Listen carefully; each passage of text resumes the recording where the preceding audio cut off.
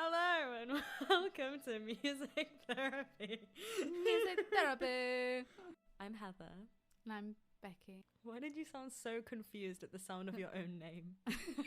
Because it just sounds wrong. Like, I hate the name. And also, I wouldn't use my naughty name because Rebecca is my real name. And having that name, it just feels like my mum's going to barge in and tell me that I've done something, like broke apart again. And I just can't do it. But then I'm like, Bex just feels super wrong as well. It feels like I'm trying to be a cool mum. I'll be honest with you, Becky. When you said your naughty name, oh yeah, you went to a different place. I knew it, but then I was like, I can't help it. That's my naughty name. When I get the full Rebecca Marion Ellingham, then I know that I'm in problems. I have problems. So yeah, to anyone listening, you're in for a treat, is what you've just worked out. Yes, so we are doing music therapy. Music therapy. So ASMR. So everyone, go get yourselves a cup of tea because we are going to give you our teas of the days. Tea of the day. Mine is a green tea, but it's a rose green tea because I'm fancy. And I have a lemon wedge. Well, you know what? I can be fancier because I have a green tea, Of course you fucking can. but it is a carnival green tea with mango, papaya, and guava. So, me and Becky are both musicians of sorts. Woo woo! So we've both been to university and we studied music, and now we're coming out of that. Well, we've graduated for nearly a year, which is very terrifying. Don't do that. Let's be honest, we've not really done much with those degrees. So this is more of a realistic idea of what majority of musicians might end up like after uni, just so you're aware. Generally, just anyone coming out of university and how they're going to feel. I don't think it matters what course you're on. I think everybody's going to go through a bit of a roller coaster when they finish. Like, honestly, I didn't realise how much of a kick to the face life would be when we got out. Even though I tried to plan for it, and planning worked. Oh dear. Let's talk about where we came from then. So, all the plans which didn't work. Well, I'm a singer, primarily. I started singing when I was very young. My first ever stage show, I was 5 years old and singing solo. And my mum is a music teacher as well. While none of the rest of my family are musicians, it sort of made sense that at least one of us would be. So that's me. And I sort of was in a lot of choirs and things. I did musical theatre for a while and then I got a bit bored of it. And then I joined church choirs for a while. And I sort of started to really like the church music, not hymns per se, which I feel like people automatically assume that you just sing hymns all day and all night.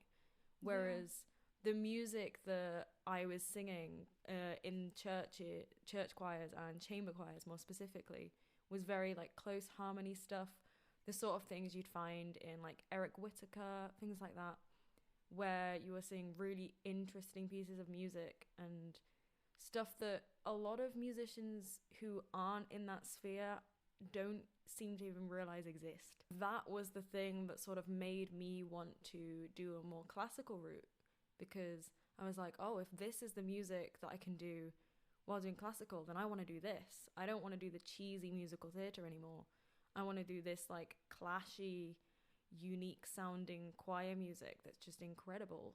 I had a singing teacher, and then he was working at university, and I felt I would go to the same university he was working at because I got on really well with him. He helped me learn technique so quickly, and he was brilliant with me. So I went to the same university, and I kept him as my teacher for the 3 years I was there. And he was wonderful. He was probably the thing that kept me sane while at uni. But I became very aware to the fact that I didn't like it when I was actually studying it. It didn't help that a lot of what we were doing was more opera stuff, which wasn't stuff I was particularly keen on. And also I was in this very weird place where I was being told that I was too dramatic quite a lot, which you'd think for opera is something which you can't be. That literally makes no sense. I was sort of being told, oh, you're taking the acting too seriously, because sometimes I would think that acting is more important than the actual notes in certain circumstances, which I still to this day believe. Too, but that I don't know if that's just personal for me. Like, because I would do exactly the same as you if I was put in that position. I've always had the belief of, if it's something that is so note perfect but so unbelievably boring to watch, why don't you listen to it on Classic FM? So true. It's all about having that relationship with your audience and bringing them into the situation and making them feel like they're part of it too. Yeah, after that, I was getting very sick of it. I didn't like that element of it, and also just I was very stuck in the same thing. I realised that one of the reasons that I'd got so bored of musical theatre was because I get very bored of being stuck doing the exact same thing all the time, which is probably one of the reasons I liked the more chamber music, was because that often went very strange places that were, even when I'd been rehearsing it for ages, I still would be like, oh my god, I managed to get that note, because the intervals were so strange, the harmonies were so strange, that when I got it I was like, yes. Whereas a lot of opera, it's kind of easy, it's predictable. And I got very sick of it, so I sort of lost hope in classical music, and I've not really done it since, apart from a couple of one-off performances where I do solo pieces, but they'll tend to be comedic ones. I don't like being serious on stage. Like, I don't think anybody likes being serious to an extent on stage. I feel like people like to have fun with it, and I don't blame you for doing comedy, because comedy is something that just really resonates with me as a person, and that's what I would love to do. Yeah, I went off the rails with classical. I did pop, which in some of the lecturers' minds was Satan. Like, some of them, if they found out their students were doing pop music, they would have literally... Oh, Cretin, going to the dark side. No. I mean, my singing teacher, he knew about it, and he was, like, he listened to my album when he was going home once. That's sweet. He was very supportive, and so was one of my other lecturers. But I was very afraid to tell anyone else about it. I'm never serious on stage in a pop duo, and that was what I was getting through, I guess. That was me at uni, and then coming out of uni just like, wow, I don't like classical. But then in terms of like goals throughout that entire time, I don't think I ever had any set goals, because although I was like, oh, I should do classical because I like the way it sounds and things, I'd already chosen that I was doing singing because people told me I was good at it. I don't think I ever made a choice that was like, this is what I want to do, like this is what I need to do. It was, this is what I should do, what I'm supposed to do. Yeah. And that was how I got there. That doesn't translate when you finish and you're like, oh. I know quite a few people that went to uni and they did what they did just because they got told that, oh, you're good at that, you should do that. It wasn't because they were like, I want to do this for the rest of my life. Like, it was, Mum said I was good, and I just thought about, well, if I'm good, then I do it. And like, I get that though. I feel like we get told that we have to have an idea of what we want from a really young age, and it just doesn't work like that, because you grow, and as you change, and as you get older, everything changes. Yeah.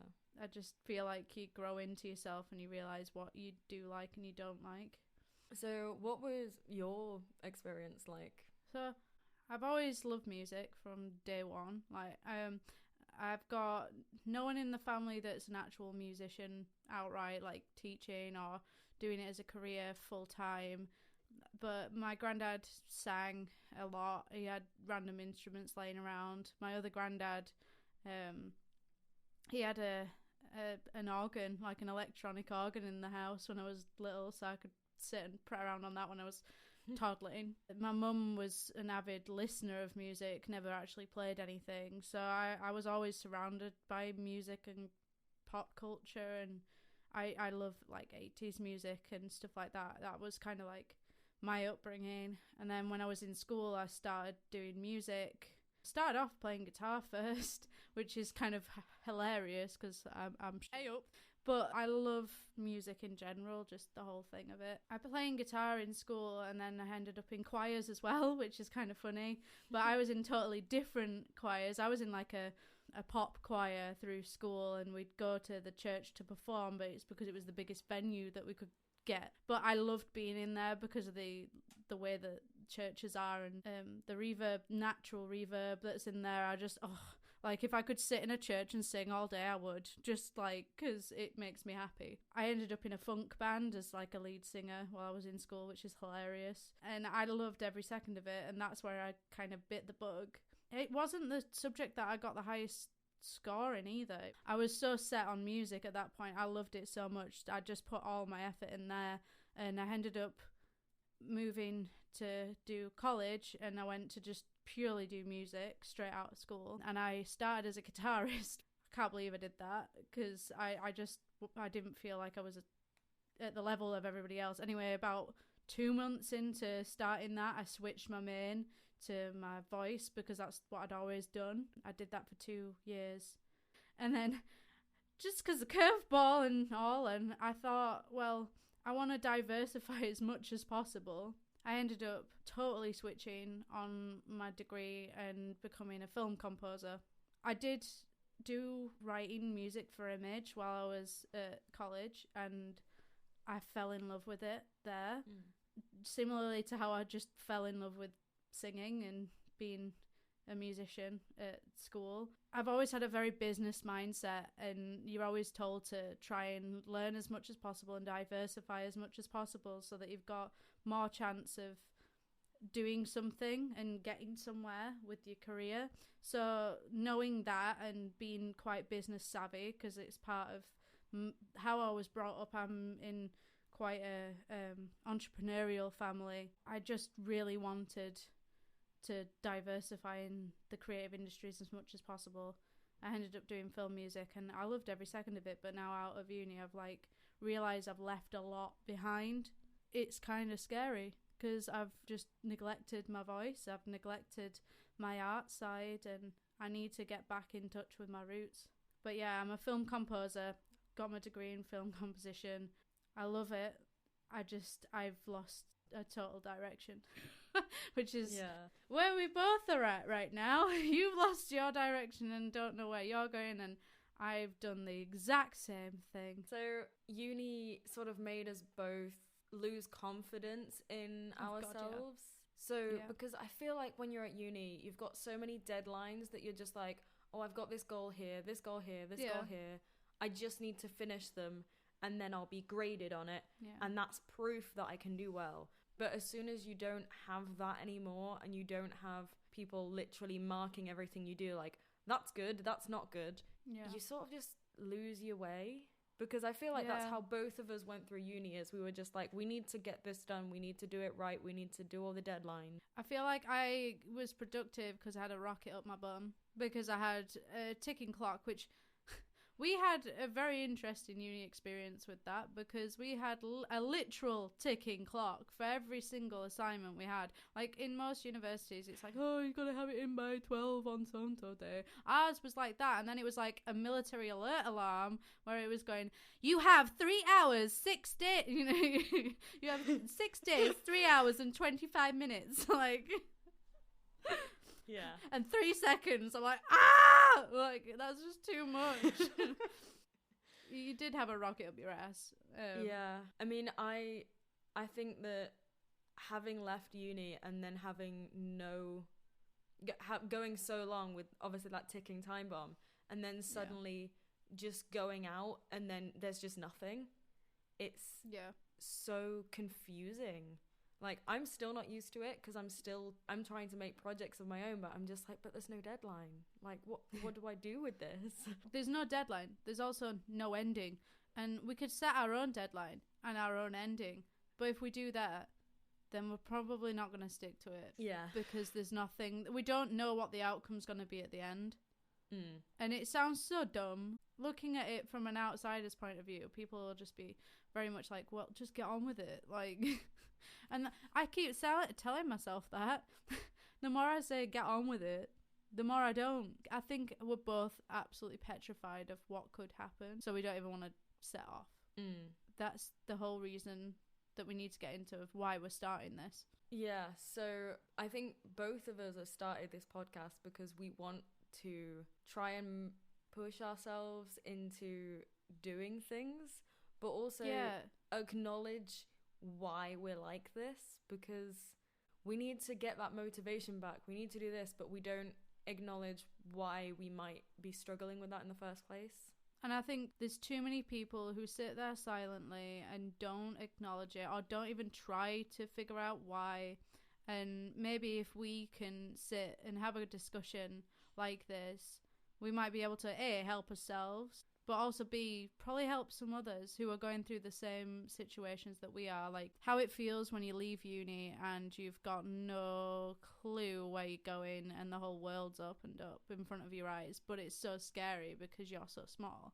And we are literally right at the beginning of this journey as well. It's not like we've got millions of followers behind us, or we've got a brand that we're working for, or we're, you know, at the peak of his like success. We're literally rock bottom right out of the gate. And if we can have the courage to just start, this is a great start. Like, we've just started something. So do you have any like particular goals in mind that you have now? Because obviously like, we're both struggling, but we're also trying to set some kind of goal, even if it has no end. Well, when finishing uni, I had two really big goals for myself, and that was healthy mind, healthy body. I put on a ton of weight while I was at uni. I probably started doing it before I was at uni, but uni really helped to contribute to it. I just felt when I got out of uni I had no energy left, because I literally sat at my desk working all day and I didn't get up, and I was also in rooms that had no windows because I was mixing music till God knows what time in the day, and I literally had lost everything. I was pale, I was sheet white because I hadn't seen the sun for probably 3 years. I just turned into Mr. Blobby, so I needed to do something about it. And I've like totally upheavaled my diet, so I'm actually eating a healthy diet, which is very sustainable. I do not condone yo-yo dieting. It's just not something I can do. And I've tried that. It doesn't work. I put on more weight. It's just a full life upheaval. And that's took me a long time to get used to. That's why we're a year in and I'm still not fine. But I've lost quite a bit of weight. I feel a lot better in myself. I'm healthier. But the one place I've really struggled with helping is my mind. My aim by the end of this is to have a healthier mindset, and to use this as a way to help me get that healthier mindset by having conversations with people, especially just talking into the ether. So that's my main goal, and I'm getting there. I feel like I'm probably like 70% there.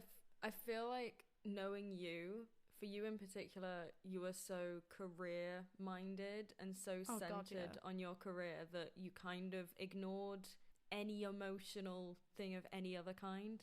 Yeah, well, I've been through a bit of trauma, family-wise, but everybody goes through trauma. I'm not saying that mine's any better than anyone else's or whatever, but I have noticed that I've literally just, my emotional side, I've neglected heavily.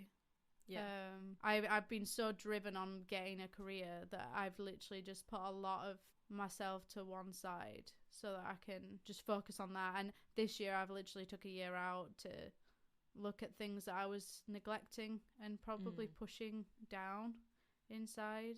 I think everybody's capable of doing that to some extent when they want to, though. I feel like we can avoid things by working. But that's just me. I'm a business person. I love business, but I'm shit at it. So, yeah. It's just so funny. Like, I love business. I spent a long time studying it alongside music, and I still have no idea what I'm doing. I am like the complete opposite. I do not like business stuff. I am terrible at it. Hence why she comes to me the majority of the time. Well, I think my life has been influenced by the fact that I hate business and I hate committing to something, because when you do business you kind of have to commit to this idea and this thing you're creating, but hands like up in the air, I've never committed to anything for more than like a couple of weeks apart from the pop duo. But even that, like, that's a very on and off again you can kind do of it thing. when you want as well. Yeah. Yeah. But with the nature of what we do, we're very often on and on, just in terms of like the fact that we don't live in the same place. We've both at various points been working in other countries and things. So with that, it's not a huge commitment. And that's the closest I've got to a commitment of any sort, really. I do now finally, I guess, have goals after so many years of just kind of going with the flow. Whoa, yes. Well done, Heather. Well done. I'm impressed. The goal is literally to I've got a load of music that I've been writing, and I want to create an album of stuff that is all written by me. The instruments primarily done by me. I don't mind people helping here and there.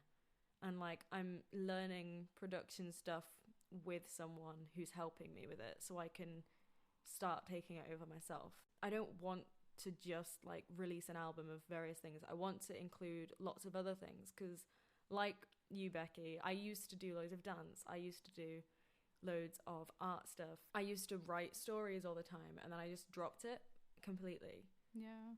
And it's the like music that I've started writing is all based on old stories that I never finished, because I used to want to be an author. Like that when I was younger, that was what I wanted to be, but I sort of gave up that dream because I just wasn't, like, in my mind, I've just never been good at it, and also I couldn't commit to such a thing because I was scared. And so I've sort of taken that thing that, honestly, like, I would still love the idea of being a writer, a storyteller, but I'm trying to put it with the music so that it feels more natural to me and safer for me, because although I want to get out of my comfort zone, I don't want to go too far out of my comfort zone. But I want to start including art and dance with it, so accumulating all these things that I spent so long dedicating so much time to, and then just dropped because I was nervous about taking it any further. Yeah. I want to do that because I want to be able to prove to myself that I can actually complete something and I can commit to doing something. So obviously we've got this podcast. I've also made a YouTube channel where I vlog, so I have to actually do that myself as well. God, you're on top of it, girl. Like, I'm useless. Like, this is the first thing that I'm putting myself into. I mean, but I feel like baby steps, and to just ease my way back into doing something creative and do it with a friend that I really care about and who I know will support me and make me feel comfortable. Yeah. Like, taking that first step. I'm so glad that I can do this with you and ease in there. Like, but honestly, I'm so proud of you because you're really going for it, and I'm glad that you're just putting yourself out there. I mean, I'm not making it. It's there. I'm just not saying what it is, and I've not been like sharing the channel with anyone. Yeah, but there's a first to everything, and just having it there and saying I've put something somewhere and it's creative and it's for me. Like, that's enough right now. And like, this is the first thing that I'm going, right, I'm doing something, it's for me, and to just get back into doing something creative, I'm feeling more comfortable and confident. Yeah, I feel like just both of us have suffered from like a massive loss of inspiration since uni, and we're both trying to find our own ways of battling that. Yours with the idea of this podcast, me with the vlog stuff. I do have other goals that I really want to do. Like you've got your YouTube channel. Yours is more of a vlog. Mine, I'm wanting to start something. I'm just undecided at what. I do want it to be very cinematic, and I do want it to be more to do with art, but I want to be able to write my music to my film, to have my project that I fully own and can do as I please with. I want to push myself to do that. So like, if I can do that by the end of this year, just put something up, I'll be happy. That's my goal right now, and to do this podcast. So I think we should potentially end it here. Now we're on a slightly positive note of us trying to be more optimistic with life. Goals. But I think we should mention just a couple of things that we're potentially thinking about talking about in future episodes. Yeah. So one thing that we've both mentioned, and we're probably going to do more about, is music business, because we're both on very different sides of knowledge about business, I feel like. I think both of us can benefit from it, and I think we could benefit from looking at other people and talking to other people to get more of it and to feel more confident in it. Yeah. I think business in general is all about confidence and understanding. It'll be good to have that as something that we discuss, but in different people's eyes, from different people's perspectives. Yeah, we want to have a look at that. We're also, I think, looking at being discredited as musicians when you're not necessarily making too much money off it. Or just being discredited for like not being a successful musician just because you don't do it as your full-time job. I think it's the best things that we can talk about is the things that both of us two have struggled with. The reason why we called it music therapy is because it's our therapy, but it's also to help people with understanding in their journey in the music industry and that they're not alone. So it can be other people's therapy too. And I'm just going to mention one more. I think we are at one point going to go into a little bit of a story time where we talk about how Becky and I met, because that is an interesting conversation. Yeah, it's a great conversation. And just general uni life along with that as musicians. Yeah. Like our journey so far and just little like fun tidbits of what we've done. As friends will want to know, they'll be listening just because they want to know. So I think we're going to end it here and we'll insert a little snippet of something from the next episode.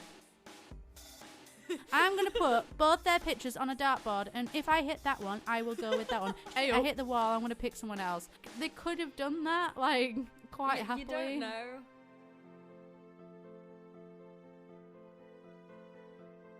Bye for now.